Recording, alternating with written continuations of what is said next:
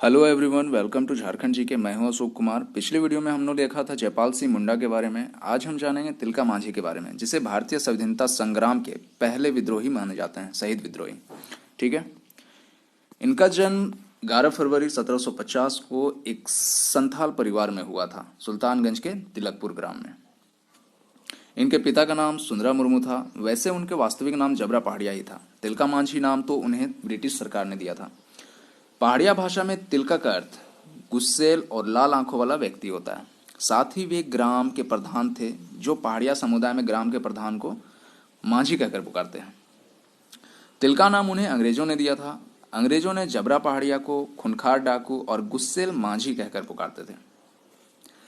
British कालीन दस्तावेज में भी जबरा पहाड़िया का नाम मौजूद है, पर तिलका का उल्लेख कहीं नहीं है।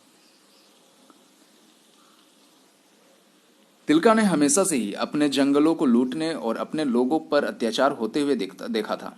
गरीब आदिवासियों की भूमि, खेती, जंगली वृक्षों पर अंग्रेजों शासकों का कब्जा हो गया था।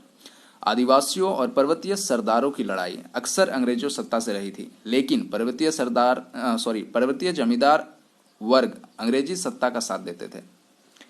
धीरे धीरे इसके विरुद्ध तिलका आवाज उठाने लगा। उन्होंने अन्याय और गुलामी के खिलाफ जंग छेड़ी।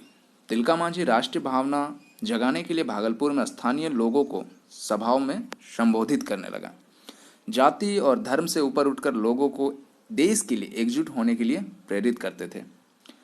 साल 1770 में जब भीषण अकाल पड़ा तो तिलका ने अंग्रेजी शासन का खजाना लूटकर आम गरीबों में बांट दिया था। उनके इस नेक कार्य और विद्रोही की ज्वाला से भरी इस आदिवासी उनसे जुड़ गए। बहुत सारे आदिवासी इनसे जुड़ गए थे। इसी के साथ शुरू हुआ उनका संथाल हुल, यानी कि आदिवासियों का विद्रोह। हुल का मतलब विद्रोह होता है।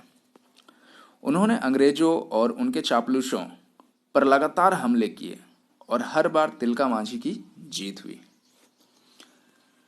साल 1784 में उन्हें भागलपुर पर हमला किया और 13 जनवरी 1784 में ताड़ के पेड़ पर चढ़कर घोड़े पर सवार अंग्रेज कलेक्टर अगस्टस क्लेवलैंड को अपने हथियार अपने जहरीले तीर से निशाना बनाया और मार गिराया।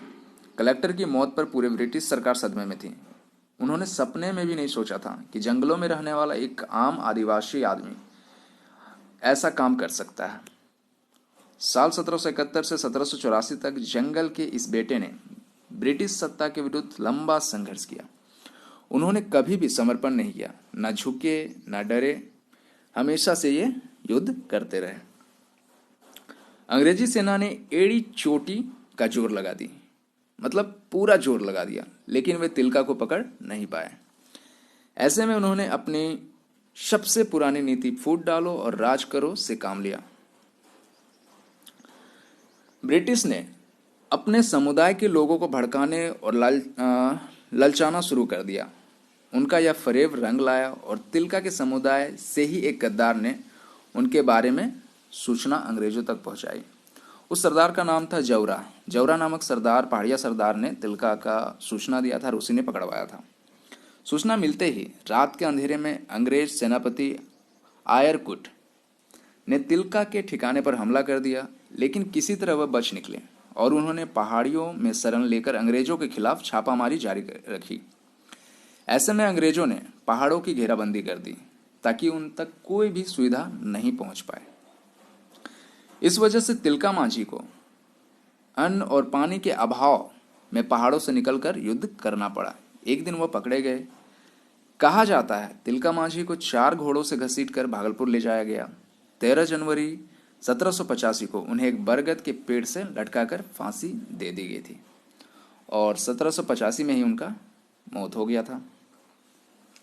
जिस समय तिलका मांझी ने अपने प्राणों की आहुति दी, उस समय मंगल पांडे का जन्म भी नहीं हुआ था। ब्रिटिश सरकार को लगा कि तिलका का ऐसा हाल देखकर कोई भी भारतीय फिर से उनके खिलाफ आवाज उठाने की कोशिश नहीं करेगा।